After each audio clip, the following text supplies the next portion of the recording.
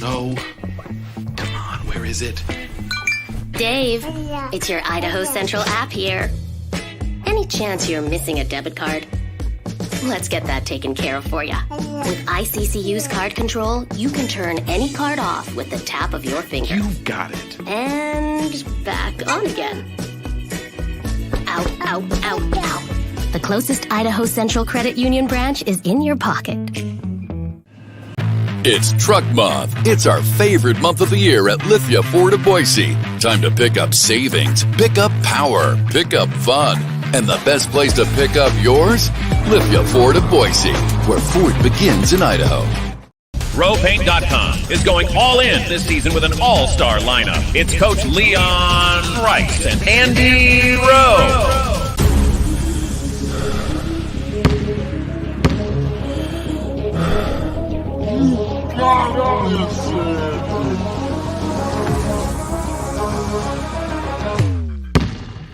Oh, no. Want to just paint my house? When I want Boise State to win, I trust Coach Rice to lead the Broncos to victory. And when I want the best painting and garage floor coating, I trust RowPaint.com to get that job done right.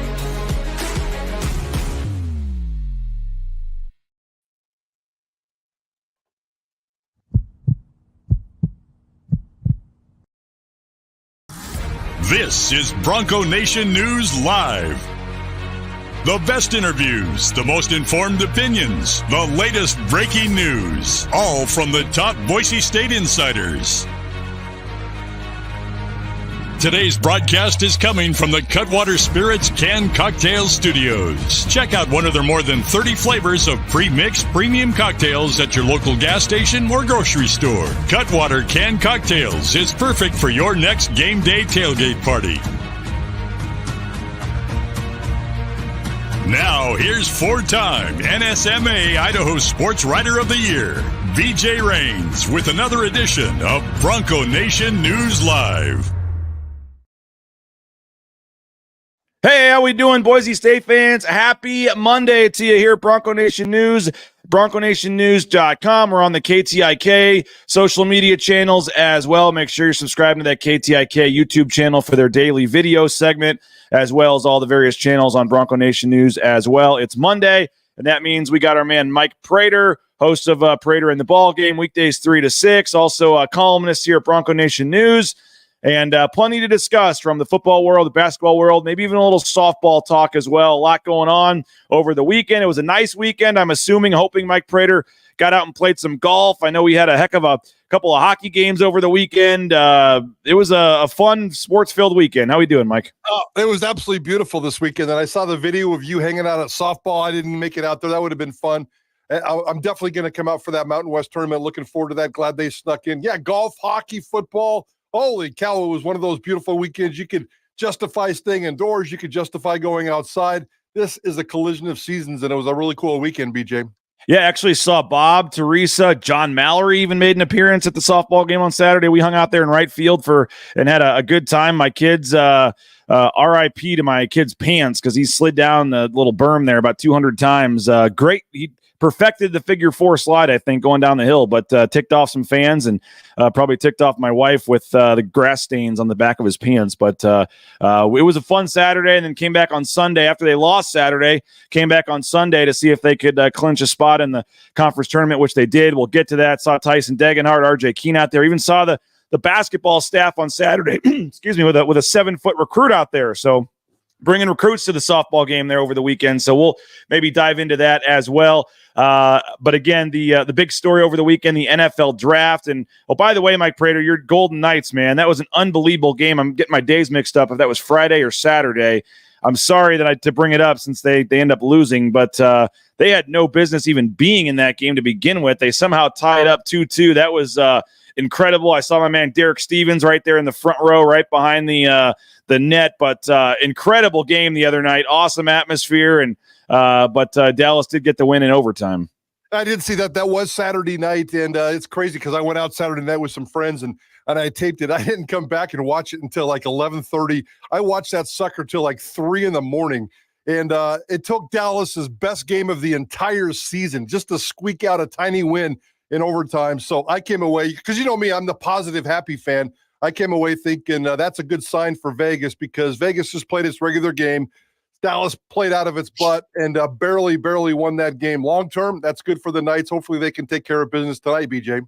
Watching some of those saves and the barrage of shots, and you look up and the shots were like 17-4, whatever it was, reminded me of Game 7 of the Blues Stanley Cup final against Boston, where Boston was just peppering, and Binnington made some amazing saves, and the next thing you know, boom, boom, boom, and it's like, the other Boston's thinking they should be up 2 or 3 goals, and it's the Blues going up by 2 or whatever into intermission. I mean, and so I thought for sure Vegas was going to win that game, but there were some good games yesterday. How about Nashville blowing the lead with 6 seconds left to the Canucks, and then the Canucks winning overtime? That it was some good action, and it's some good NBA playoff action as well. So playoffs in full swing in the NBA and the NHL, and I know you guys will be all over that coming up 3 to 6 on Idaho Sports Talk. But locally, the big story, the NFL draft. Mike Prater, the 14-year streak does come to an end. We were worried that it might. We're hoping George Holani could sneak in there in the 6th or 7th round. It doesn't happen. But he signs what appears to be a pretty good deal, a $15,000 signing bonus and a $100,000 guaranteed contract, at least for now, to get some guaranteed money. It looks like for George Holani as an undrafted free agent with the Seattle Seahawks. Cade Beresford also had the Seahawks deal, but then added a mini camp with his was a mini camp tryout undrafted thing, not quite as good as Holani's. And then he also got another one ahead of that with the Saints. So he's got 2 opportunities now. If the Saints don't like him, he can go with the Seahawks or vice versa. So good to see Cade Beresford at least get a shot. I, to this point, Mike, have not seen anybody else. There was a weird, erroneous report about Shea Oladipo signing a deal with the Minnesota Vikings when he's still on Boise State's team for another year. I don't know what happened, where that came from. But unless I missed somebody, those were the 2. And I guess we'll start with the streak ending. 14 years, it's over. I mean, how big of a deal is that? Oh, probably not that big a deal. I mean, I personally didn't think George Holani would get drafted this weekend. We thought we was kind of on the edge there, and it's nice. It's nice, but you can always come back and say, I mean, the last time it happened was 2009, and I believe that was a pretty good run by Boise State, that 2008 to 2011 window. And so it didn't happen in 09, and Boise State was just fine. Now you can say they've had draft picks in 17 of the last 19 drafts, or whatever that number is. It's still a pretty magical, pretty powerful number. We know that there's a big old carrot at the end of the rainbow next year. And I know we're going to talk a little bit about Ashton Ginty and his draft chances next year. So that's going to be out there hanging around as well. But it just goes to show you the decline of NFL talent when it comes to Boise State, and not only Boise State, the Mountain West. Are you kidding me? Boise State, I mean, the Mountain West has 2 players drafted. That's an all-time low. A safety out of Air Force, and then Mo Kamara, the edge rusher out of Colorado State. So that is not good. And I'm more worried about the talent drain in the Mountain West than I am at Boise State. Boise State football is going to be just fine. Will the gap between Boise State talent, NFL types talent, and Power 5 talent continue to increase? Probably. That's the nature of what's going on. But the Mountain West has got a bigger issue, if you ask me. If I'm Gloria Nevarez, man, 2 people drafted out of your entire conference, that is not good. And I don't think the first one went till the 5th round, right? 5th or 6th round. So it's 2 late round picks at that. So yeah, that's certainly something. And we're kept, tracking the running backs coming off the board on Saturday, hoping there was a way George Holani sneaks in. He doesn't. I'm sure Johnny and Jay Tust and all the Seahawk fans watching this show and around the valley were pumped to see that's where George and then Cade both ended up. But I'd be lying if I said I knew every, the depth chart perfectly on the Seattle Seahawks, Mike. But what do you make of the opportunity that George Holani is going to get? As I said, he did get not a tryout deal. He gets a straight free agent deal. Now, that doesn't mean anything. He goes into OTAs. They can still add guys and cut guys. I mean, it doesn't mean he's any kind of locked into anything. But he, at least for now, gets the signing bonus, gets a $100,000 guaranteed contract, and he'll get a chance to prove himself to try to make that roster. George Holani, Seattle Seahawks. What do you think? Yeah, I mean, I'm not so much worried about it in terms of a depth chart standpoint. I'm not sure we'll ever see George Holani carry the football in the National Football League. I guess we'll see, but to me, it's more like, special teams, and I suppose if he could stick around. The fact that he got the free agent deal tells me he's going to stick around all the way up until the very end. If they're investing $115,000 in him, he's definitely going to be with them all offseason. He's definitely going to be with them in camp in August. He might be one of those guys flirting with the practice squad roster or the numbers cut or the roster stuff late in the offseason, but he's going to get a chance. He's going to be there the entire summer. He's got 120 days to prove himself as an NFL football player. Try to sneak on this roster as a special teams guy. We know that George Holani can do special teams. We saw him do it pretty well.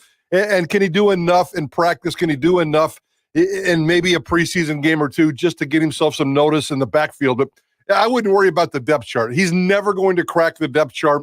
I think they have Walker and Charbonnet, if I remember right off the top of my head. So it's not like it's a great running back room. I mean, Kenneth Walker is a pretty damn good running back. Charbonnet is a pretty good plan B.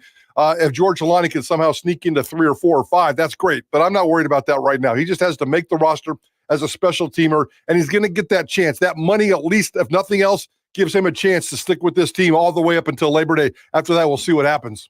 Hey, if it doesn't work out in the NFL, I'd take him on my Battlehawks there, man, for sure. We could, no, I really am hoping it works out for him, and I think he is a guy that just, as we're going to talk about in a minute with Cade Beresford, just needs a chance to get his foot in the door and see what he can do. And you mentioned special teams, the punt return game, some of the other things maybe that he can do. This is a really dumb, bad question, but I'll just throw it out there just to get your response, Mike Prater. But like the fact that he didn't get drafted, and which we didn't think was going to happen anyway, like is there any 1% part of it that says he should have come back for the year he could have at Boise? I guess he wouldn't have had. No, he didn't have it. He didn't have it. We thought he did, and we found out he didn't. So it was even worse question than I anticipated it being when I asked it. It's Monday morning. I get it. It's Monday morning. It kept flipping back and forth about whether or not he was going to have that extra year, and I was thinking about this, going, man. And then it turns out we found out in like December he didn't have another year, so he couldn't come back. So we'll. That's the beauty of this being live. I can't go take the last 30 seconds out. So that was my first dumb question in a while. It happens. Even the pros like me, we have an occasional bad question, Mike Prater. So I'll upstage that one here later on in the show. I'll come up with something even worse. Jason I was kind of doing two things at once, but he liked my Meridian Youth baseball hat there, so I was feeling good about the hat and then asking a dumb question at the same time. So George Holani did not have a year left, didn't have any choice, had to go, and does not get drafted, gets the free agent deal, Seattle Seahawks. And again, as you said, running backs, it is what it is. The shelf life is pretty short in the NFL for a running back, but if he can try to find his way on as a special teams guy, a return guy, maybe there's an opportunity there. So good luck to George Holani. I hope he kills it. It'd be a cool story, with being in Seattle. And then a short time after that, we saw Cade Beresford, a Seattle guy, local, Northwest guy, get to sign with his hometown team, I believe like a rookie mini camp type, tryout type thing. And then the next day we find out, the Saints also want to bring him in. And I can remember some other guys like this where the tryout mini camps are different weekends, and it's just you're trying out with them, but that doesn't preclude you from going to a tryout with another team either. And so he'll go to the Saints and then he'll go to the Seahawks, or I'm not sure which one is first. But he tweeted, all I needed was a chance. And again, started every game, I believe, at right tackle for Boise State, came over with some experience there in the Pac-12. In terms of a college player and what he brought to Boise State, I thought he was a very steady, solid presence. I know the Pro Football Focus numbers. He didn't give up very many sacks at all, was just not very many penalties, was just a solid Mountain West right tackle.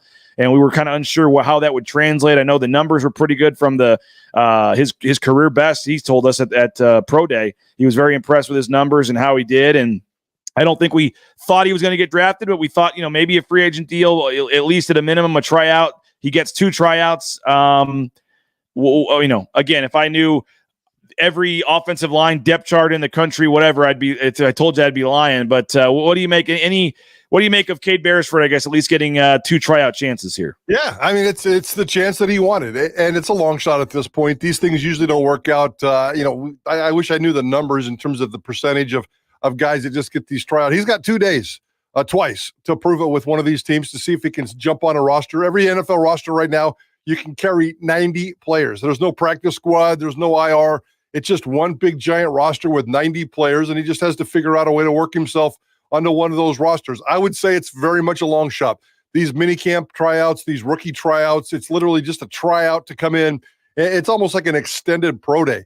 And with a little bit more specific tryouts and some drills that he'll do to try to make the team. So I can't wait to see if he can make it. I'm not sure if they're both later on this week or this weekend, and maybe over the next 10, 12 days are these tryouts. So we'll certainly keep an eye on him. I would guess that Cade Beresford is probably not going to land on a football team, but he's been steady and he's been really good. I don't think he has a superpower, but he's steady and dependable. And if somebody has some flexibility on their offensive line, and you're right, I haven't studied Seattle's offensive line. I haven't studied the Saints offensive line, but they're bringing him in for a reason because they need some offensive line help. And if he could somehow get their attention over these next couple of days, that'd be pretty cool. And I know I joke about it, and you get people get like you and Johnny, whatever, give me crap for the UFL, XFL, whatever you want to call it. But there have been some guys in the last couple of years that have gone that route and worked their way back to the NFL at different times, and been some pretty cool stories. And you mentioned the 90 players. They don't, they used to have Mike in the NFL every week they'd go down to 70, then 60, then final cuts. Now it's just one big cut at the end, I believe, where it's like 90 down to 53 or whatever. And so there's just 1,500 players getting poured into the free agent pool in early September, late August, whenever it is. And so, they built a league like the UFL where they combine those two leagues to try to give guys a chance that don't make an NFL roster, and then show teams what they can do, get some tape and work their way back up. And so that's another 400 roster spots. So you think about guys like Holani, guys like Beresford that are hoping for an opportunity to stick with an NFL team, but there are other opportunities out there to keep playing football. And hopefully if by the end of the summer, the tryouts, whatever, don't work out, hopefully they can continue their pro career however possible. You got the Canadian League, whatever, and then just keep grinding and trying to work their way back up. And I believe, I kind of thought Steph Cobbs would get some kind of chance, and maybe that could still come in terms of a tryout. Billy Bowens, I think, would have gotten one for sure had he not gotten hurt. He was having just an amazing pro day. But is there anybody, Cobbs, Bowens, anybody else that you thought might at least got a tryout or get some sort of chance, or is this what you were thinking? Yeah, no, this is exactly what we were thinking. I mean, Cobbs was the one guy that we thought might have a chance, and we saw him run around, and we saw him in Dallas doing some special teams work, in terms of working out a couple of weeks ago.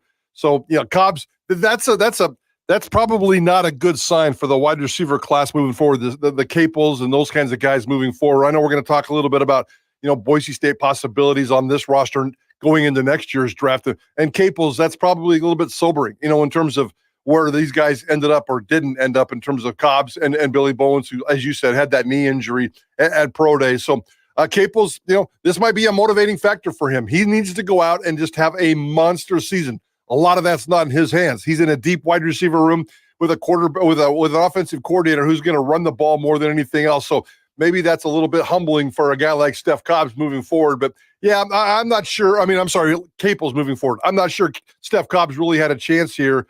And I'm just glad that Holani got a big time chance and Beresford got a little bit of a chance. And we'll see what happens after that.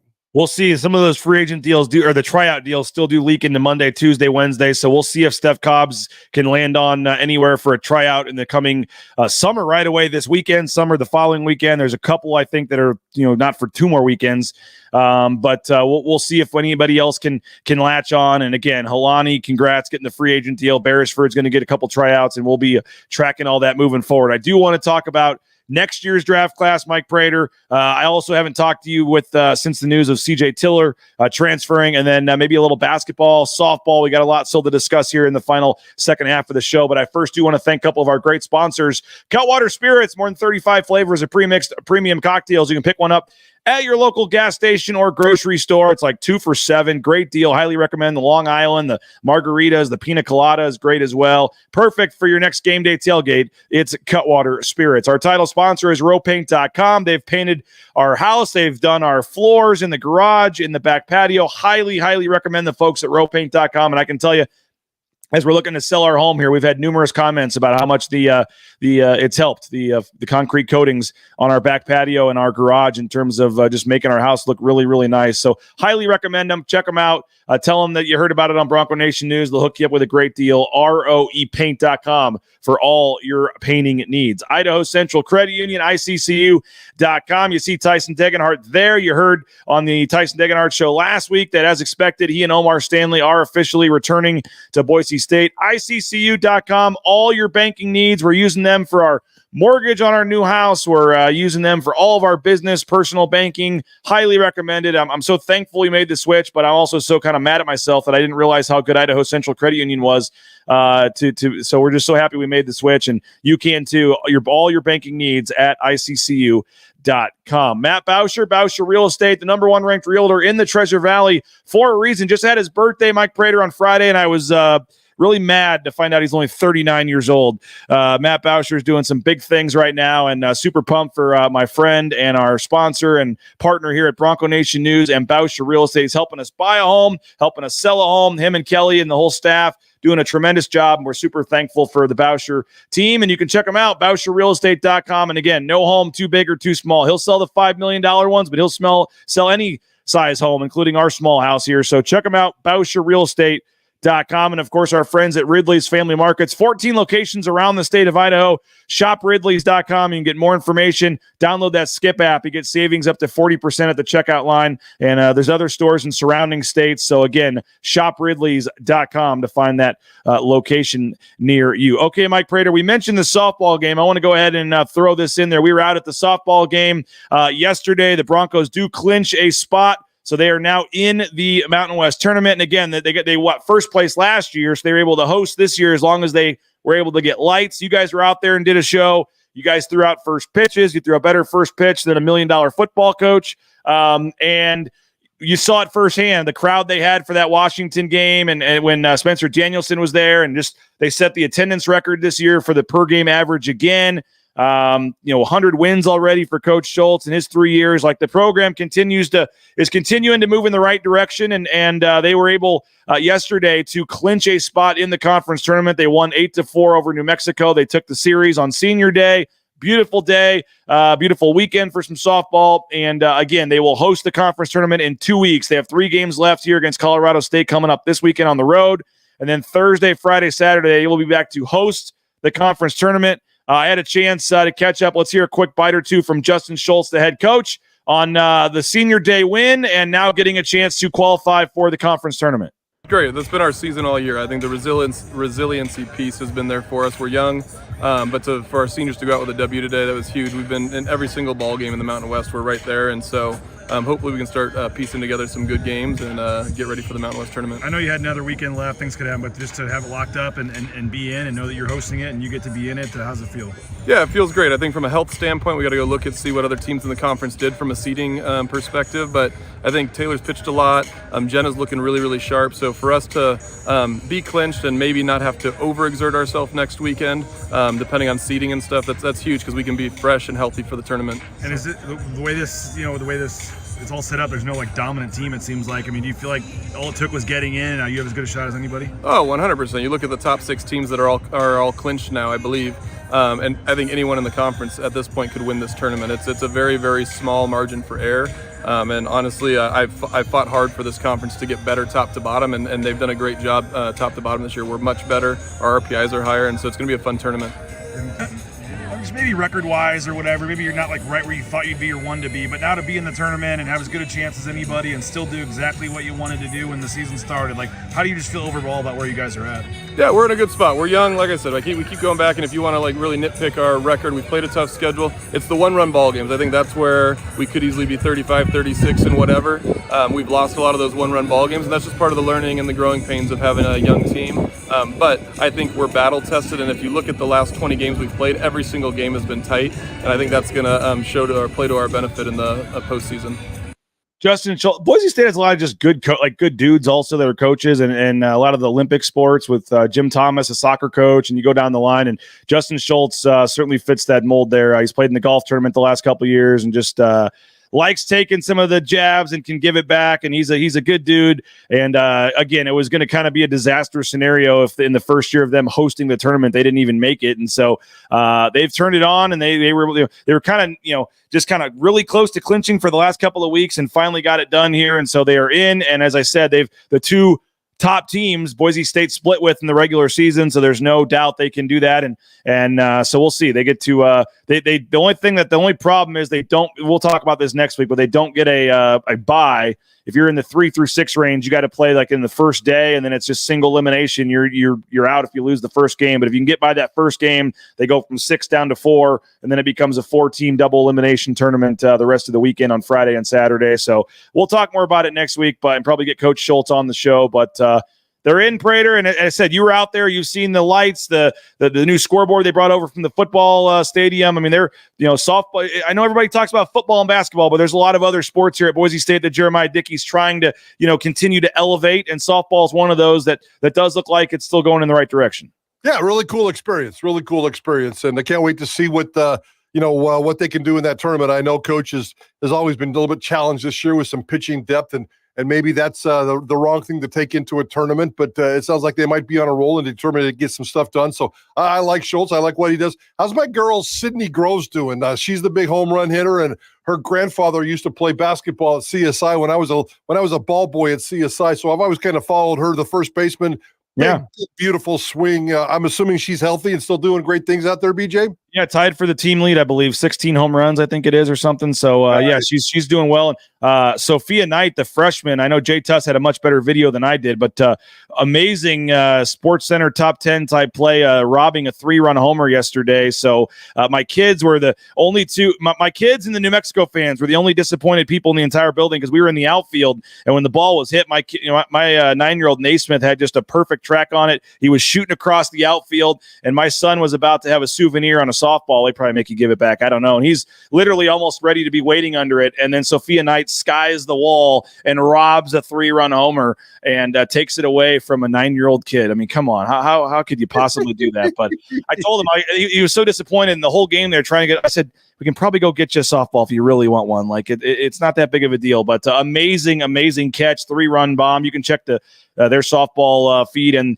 Jay Tussin had a great view of it as well, robbing a 3-run bomb and helping Boise State softball win. So again, we'll keep you updated moving forward, but they do clinch the tournament. They will host the Mountain West tournament in Boise here in 2 weekends, and so we'll talk about more about that moving forward. Basketball. Before we get back to football, since we're on random topics here, there were a couple ask questions, comments. Dylan Anderson committing. BJ, I will say that I don't know what the coaches want me to say. Who knows? But I was a fan. I was at the softball game on Saturday, and I did see the whole entire coaching staff with Dylan Anderson. They stopped by the softball game. Looked like his parents were with them. He is a 7-footer from Arizona. Arizona Wildcats transfer, a 7-footer, actually redshirted. If everybody remembers, they had Ballo, the big center that was one of the top players, in the country last year. And they had another guy, and so he wasn't going to get a ton of playing time this year, and he just decided to redshirt and save his year of eligibility and work on his game. So apparently got a lot better during his redshirt year as a true 7-footer that can shoot from the outside as well. Was supposed to get minutes this year for Arizona, but elected to transfer and is got Boise State as one of his finalists and visited over the weekend. And I believe out of high school, he was a 2-time Arizona Gatorade Player of the Year, and his 2 finalists were either Gonzaga or Arizona. And when Tommy Lloyd went to Arizona, I think he went to Arizona with Tommy Lloyd.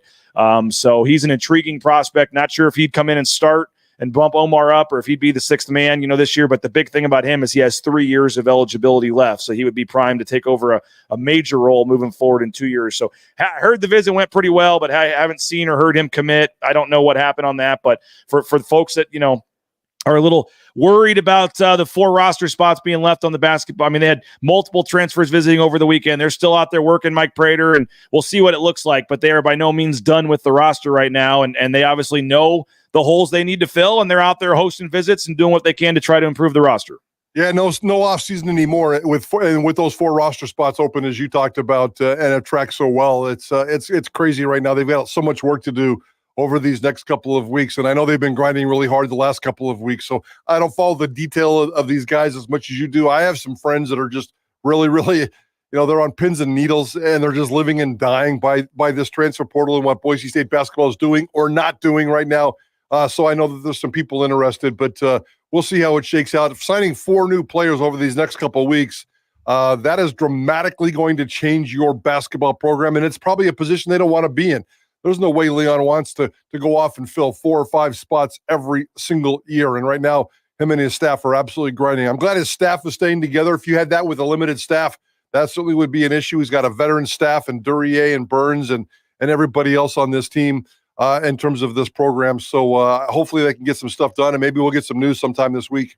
Yes, and just to throw in, because I had the question yesterday, Mike Prater, I know you know this, I know most fans know this, but for some that don't, the transfer portal closes tomorrow night at midnight. Tomorrow night at midnight is when it closes, so this is the final 36 hours or whatever that folks can put their name in the portal and say that they are leaving their current school, but you do not have to have your new school picked really anytime. You could go all through May, June, July, whenever you want. The deadline tomorrow night at midnight is just that you are entering the portal. So this is where Boise State would theoretically have 36 hours to hang on to any more current players on their roster, and then any other player has to decide if they want to transfer or not. They have to put their name in.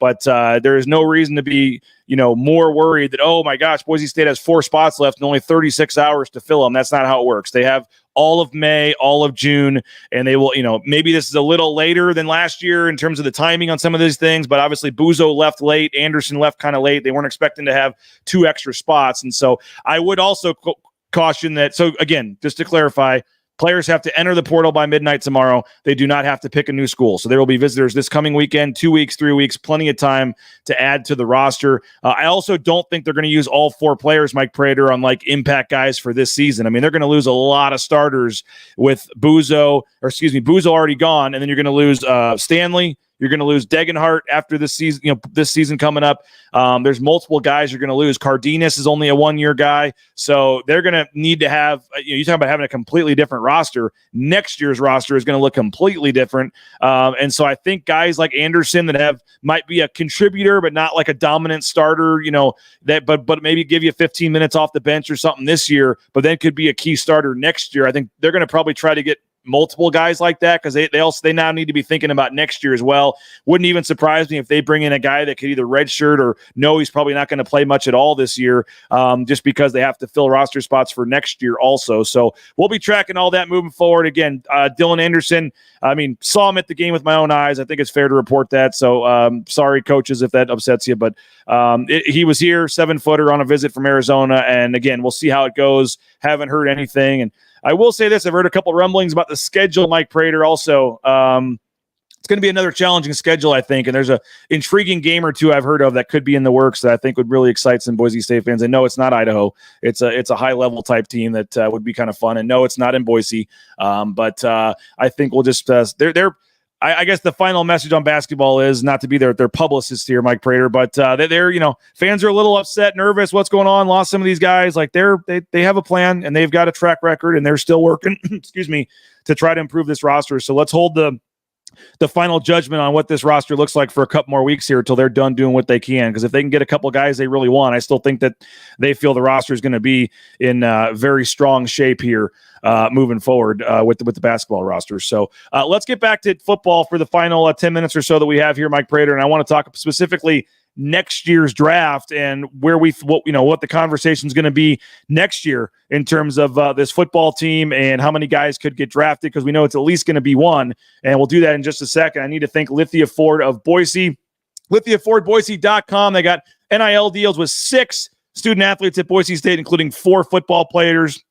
Return the favor, folks. They're one of the biggest supporters of Boise State. Next time you're looking to buy a new car or truck, please support our sponsors and consider our friends over at Lithia Ford of Boise. If you're looking for a job, Taco Bell is hiring. You get half your wages the next day after your shift and free food while you wait. So a lot of times that first paycheck, you got to wait 3 or 4 weeks, not at Taco Bell. So if you need some quick cash, get a job, get paid right after your first shift, and they'll hire you, and it's a great working environment. And you get free food while you work. Food's good, too. So if you're just looking for a meal, lunch today, dinner, highly recommend our friends over at Taco Bell. And again, the SON Management Group, the Nicolason family, we appreciate them. TacoBellWorks.com. Boise State gear, you need some new gear. The official coaches' sideline apparel, the sweatshirts, the hats, the polos, they got it at the Blue and Orange Store. You can check them out, theblueandorangestore.com, where you can get free shipping on any order over $40, or you can just go to the Boise Town Square Mall there, the second floor next to Pro Image. And again, an entire store full of gear and clothes and apparel for Boise State athletics. So check them out at the Blue and Orange Store, theblueandorangestore.com. And I mentioned looking for a job. I know the trucking industry is booming right now. Our friends over at Transportation Compliance Service, it's a Meridian local-based company here that helps folks all around the United States. And so if you're looking for a new job, maybe consider the trucking industry. It's a very independent, you're out on your own. You can listen to your music, podcast, whatever. And if you're, looking to kind of get out on your own, the trucking industry is a great one right now. So they can help you with the DOT, overweight permits, everything you need to get out there towing that first load in no time. Check them out, transcompservice.com. And Mike Prater, we got the golf tournament coming up. I was out at Timberstone. I did sneak out a week ago last Monday, shot my first round in about 8 months. And I can say that I broke I kept it in double digits. We didn't quite get to triple digits, but it was not a great first round of the year. I know you've snuck out some rounds already, but that was my first time getting out to Timberstone in a while. And the new carts they have, the new water stations they have, the biggest thing for me, of course, for my fat ass, was the food. They have the upgraded trailer now with burgers and all kinds of salads and wraps. It's not just the old hot dogs anymore, and you can call in on the 7th or 8th hole and have a whole meal ready to go when you make the turn there at hole 9. So Timberstone Golf Course, playtimberstone.com. Highly, highly recommend them. And again, we only have one foursome left in the morning, and we have some foursomes in the afternoon, but space is limited. Spencer Danielson, some football players, some basketball coaches, players. It's going to be a lot of fun. Join us May 31st. Don't wait. Some folks are saying, I'm trying to get my team together. No, get your spot locked in and then go find your friends, because we're filling up and it's going to be full. And again, Timberstone Golf Course, May 31st, the 3rd annual Bronco Nation News Golf Tournament. You can email me, rains@bronconationnews.com, or you can just go to bronconationnews.com/golf to get more information. But we are just about a month away right now, Mike Prater. I hope you're really focusing in and locking in and getting ready, because your team's going to need you here in about a month. I don't know about that, but yeah, I'm focused. I'm locked in. I played a lot of golf this weekend. I've been practicing. I've been playing a lot so far this year. So I've been out about a half dozen times already, and 3 or 4 different courses around the valley. And as long as the wind stops, I'm a little tired of playing golf in the wind. I'm an old Twin Falls guy where the wind never stops blowing. So I got a little I don't like the wind, and there's been too much wind. So I'm guessing by the 31st of May, when we get out there to Timberstone, it's going to be a beautiful day, no wind, an absolutely perfect day. But I'm not sure I can bring the perfect golf game. We'll give it our best shot, though, BJ.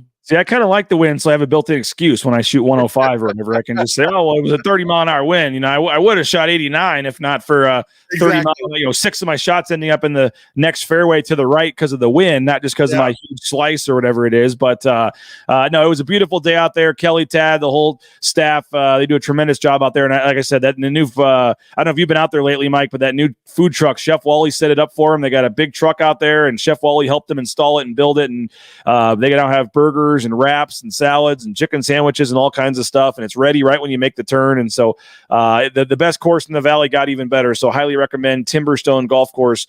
Play Timberstone.com, and again, sign up for that golf tournament, bronconationnews.com/golf before we sell out here. Okay.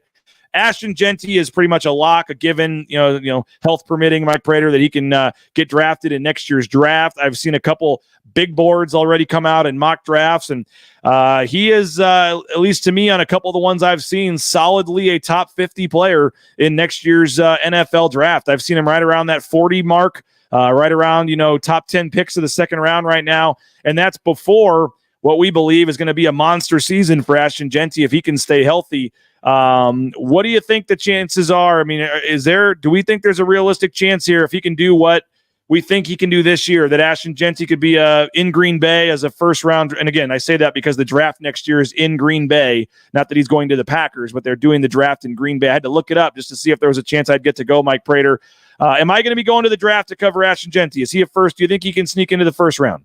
I do not. I do not. As a matter of fact, as we sit here today, and I know I'll get beat up for this, I'm not even sure he's going to be a second-day guy. And I'm just going to give you the harsh reality. We love Ashton Genty around here. He is a guaranteed lock to get into the NFL playoff or the NFL draft if he stays healthy and does even just the basics of what he's supposed to do. But Ashton Genty has the biggest label that nobody around here ever remembers. And it's real, guys. He's a group of 5 running back. And those are some of the dirtiest words in football right now. 1, group of 5, and 2, running back. Come on, man. Only 1 running back went in the entire first 2 rounds of this entire draft. And that's the top, 64, 65, 66 players. And only 1 of them did. That's a Power 5 running back out of Texas. And for Ashton Genty to be that guy, to come out of this draft as a group of 5 running back, to be that guy, to be the first guy, to even be the second guy, I'm not sure I buy it. As he sits right now, there's 3 or 4 other running backs in front of him in terms of what they did last year, like the Ollie Gordons and a couple of others. I know that USC's got one. Ohio State's got a couple. Texas has got another one. There's another really good one, the Edwards kid at the University of Michigan. So there are already about 5 Power 5 running backs out there who have established the same kind of foundation that Ashton Genty has. And for every yard that those guys run, Ashton Jeanty has to run for 2 or 3 more yards because of the group of 5 label. And the running back label doesn't help anybody when it comes to this draft. There was 20 running backs taken, 1 in the second round, 3 and there was only 4 taken until Saturday. 4. So you're telling me Ashton Jeanty has to be one of the 4 best running backs, and not only that, prove that he can beat the group of 5 or shed the group of 5 label. That's a tough task, even for a guy like Ashton Jeanty. So I'm really bullish when it comes to group of 5 running backs in the NFL draft. And he's got top second-round talent. There's no doubt about it, maybe even first-round talent. But the reality is that's not where group of 5 running backs go. I'm going to sit here today and say that Ashton Jeanty will go early on Saturday morning next year, and he can only get better, and we'll see what he can do this football season. As I'm sure you can expect, they're loving the take on the chat here, Mike Prater. But you also got to throw in the fact that what running, let's look at Boise State's running back history in the draft also. There's been numerous times where guys have fallen 2, 3, 4 rounds later than we all thought they would. The Jay Ajayi's, Jeremy McNichols, I guess Alexander Madison, did he end up going 3rd round? Or I don't remember his round, but he was higher up, I think, than but most of the running backs that have come out at Boise State, at least since I've been here covering the team, it seems like we're sitting there late on Saturday going, man, someone's going to get a steal with this guy. How has this guy not been picked yet? So Boise State has not, even though they've had guys drafted, they have not had a ton of success in terms of the spots. I know Doug Martin obviously got into the 1st round, but I mean, they haven't had a lot of these guys are going 5th, 6th, 7th round. Absolutely. I mean, Madison went just about where we thought he'd go, and that was an outlier, and that was good. So Madison, certainly a 3rd round draft pick. But after that, it's Ajayi and McNichols, both in the 5th round. I know Doug went in 1st round, and that's kind of the recent history. Boise State's had 4 of these guys, and 2 of them went as expected or higher. 2 of them went lower than we thought. So there's that 50-50 ratio. We know Ashton Jeanty is very, very special, but I'm not going to sit here and just buy into preseason hype because we have been disappointed. That's one of the reasons why I said George Holani is not going to get drafted. I took a little bit of a beating on that last week. I know a lot of people felt that George Holani was going to be a reach, even here in Boise, Idaho, but there was no way George Holani was going to be drafted. He was the 25th, 26th, 27th ranked running back. And unless they're taking 30 running backs, and they just don't do that anymore, that's not going to happen. So Ashton Jeanty's going to get his shot. He needs to be healthy. It doesn't really matter. Does it matter if he's a 1, 2, 3, 4, 5? Well, I guess it would matter if he's a 1st rounder. That's a pretty big time deal. But he just needs to get into the league and healthy. But I'm not going to buy the preseason hype because he's a group of 5 running back. And group of 5 running backs are treated differently for some weird reason. Chris Ward in the chat here. He agrees with you, but he doesn't like that he agrees with you. He says, take Prater's knee. Boo. And then he said, he's being realistic, though. You're being realistic, and is what he says. So. Yes. I mean, I love Ashton Jeanty. Make him the 1st round pick overall, number 1 overall. He deserves it. He loves it. He deserves everything that he has coming to him. And if Ashton Jeanty just keeps doing what he's doing, he's going to be fine. But let's not attach crazy offseason hype to a group of 5 running back. We're fabricating that. It doesn't exist. And when we bring that stuff up, we're just fabricating it. And I get it. It's part of the fandom. It's part of the fun. And I can't wait to keep this argument going for the next, 11 and a half months. It's going to be really fun to see how it all shakes out. But he's a group of 5 running back, period. End of conversation. So the Heisman campaign they have going, you feel similar to that probably? I did, and I said this on the show a couple weeks ago. I have stopped calling him a Heisman Trophy candidate. For about a month there, I got caught up in that. And I made a significant choice, and I said it on the show at Idaho Sports Talk, and I'm going to stick with it. I am not calling him a Heisman Trophy candidate. He's not. Group of 5 running backs are not Heisman Trophy candidates in May. It just doesn't exist, guys. Yep. You're fabricating that in your head. He is not a Heisman Trophy candidate. When was the last group of 5 running back that was a finalist? Or how many of them in the last 20 years? Come on, guys, be real. Yeah, and maybe hopefully in November we're if he can put up some huge numbers, maybe he go rushes for 200 against Oregon, whatever, it can be a different conversation. But in May, late April, I tend to agree with you on a lot of that. There was a reason of Circus Sports, our sponsor, people were kind of ticked off. They didn't even have him listed as one of the choices for the Heisman when they came out with their initial list. He wasn't even on there. Yeah, and they listed like 100 names too. That's an oversight. If you're giving me a list of off-season Heisman candidates this time of year, and you're giving me 100 names and he's not on it, that's clearly an oversight. But they had Malachi Nelson on there. That's right, they did. I saw Malachi Nelson on there. Of course, that's all based on the recruiting hype. So yeah. Final thing, Mike Prater, though. Okay, we think somewhere round 1 through 7, we expect that Ashton Genty should get drafted next year. I gave you like 3 days, tons of hours, so much time to research this before the show. But anybody else has a shot to get drafted? When you take a quick look at the roster for next year, who are the NFL draft picks or guys that also could get drafted next year? Are there any? Oh, probably not. Probably not. That number might be 0. I mean, there's certainly some potential stuff, but come on. I mean, the punter and the kicker are going to get some kind of NFL shot, but I believe there were 3 kickers taken and 1 punter taken in this year's draft. And Jonah will certainly be one of the top kickers. James Ferguson Reynolds will certainly be one of the top punters, but I'm not going to sit here and predict a kicker or a punter are going to go in the NFL draft. So I'm going to go 0 there. Ashton Genty, 100%. Across the board, no. I mean, I like Cade Casey just because of the position that he plays and the history and the pedigree of Boise State, but he's only a sophomore. Yeah. So I'm not going to go there. Ty Benefield, I think, has got a beautiful career in front of him. I love everything about this guy, the attitude, the physicality. He checks the size boxes. He's tall, he's big, but he's also a sophomore. So I think we're looking at Ashton Genty next year. I think we're looking at a kicker and a punter going off into free agent land and trying to stick with the team and playing that battle at a very high level. And then I see a bunch of young kids probably having to wait 1 more year. I don't see any other NFL prospects for the 2025 draft on this year's roster. I mean, just based on size alone, I would maybe say Prince Strawn would have a chance if he has a big season. And because of the pedigree of his family, I don't know, Marion McCoy or Jonathan Irby goes and has 7 or 8 picks this year. I don't know. I mean, I think there's some guys that would, with big years, could at least put themselves into the conversation, maybe. But I don't think there's any other probably surefire draft picks right now other than Ashton Genty. I would agree with that. Irby might, that's a good name to throw out there. And he's certainly, in the last 6 weeks, really caught our attention. He's gone from 0 to 100 miles an hour. And if he continues that trajectory, that's pretty spectacular. But he's got 2 more years of eligibility. He'll be draft eligible after this coming year, but he's got 2 years of eligibility in front of him. We'll see how that develops. Strawn, yeah. I mean, I see it. I see the potential there, but I see very raw potential, a young kid. He's going to get great coaching from Miller and Cutter, and his rise is going to be fantastic. He's going to, I think we're looking at 2 more years. This kid, I don't see him exploding because 1, this is going to be a run-heavy offense, and 2, the wide receiver room is packed, and I think it's going to be spread out with like 5 guys that are going to get 30 catches, and we're going to be dealing with that. But Prince Strawn is absolutely on my list. I just don't see it this next year. 3 to 6 today, Idaho Sports Talk coming up with Prater, Johnny, Bob, JP, the whole crew. I know you guys are about to have your production meeting to fully lock in the show, but I assume it'll be a lot of NFL draft and some of the playoffs going on.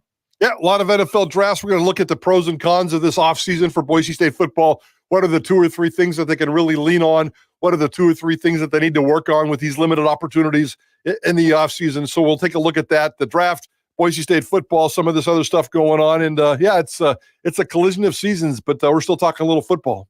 And I know Perry came in late. One final quote here. He's asking how much more time does Rice have to fill out the roster? As much time as he wants. I guess the first day of class in August, really. I mean, the transfer portal closes tomorrow at midnight.